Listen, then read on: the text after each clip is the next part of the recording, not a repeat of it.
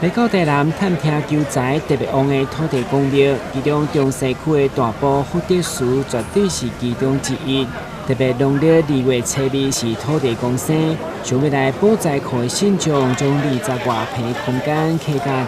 叉。据了解，客人将土地公叫做伯公，伯公的信仰就是客家社会重要的思想。加上六合境大埔福德祠的大埔街，这是客家的路名，所以市府特别准备搬花、红玫瑰等客家的特色奖品，以隆重的客家庆典来接收。其中为条伫这民代甲信众的陪同嘛，前来主祭，动力维系。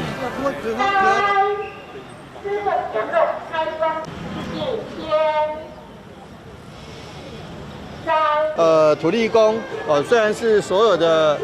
台湾人跟所有的华人的共同信仰，但在客家里面，土地公叫做伯公所以说让很多大埔这个六合境福德祠，大埔也是这个客语的大埔街所以说因为这样的关系，我们今年特别别开生面，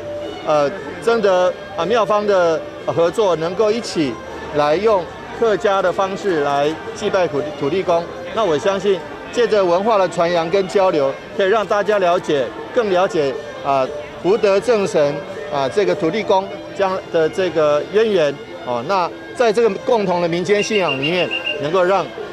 土地公的这个传统民俗文化让更多人了解，不仅在于宗教，而且在文化的传承。祭典当中，邀请各团以锣鼓加上鼓吹造八音等传统音乐，也拢是客家庆典当中袂当欠缺的一环。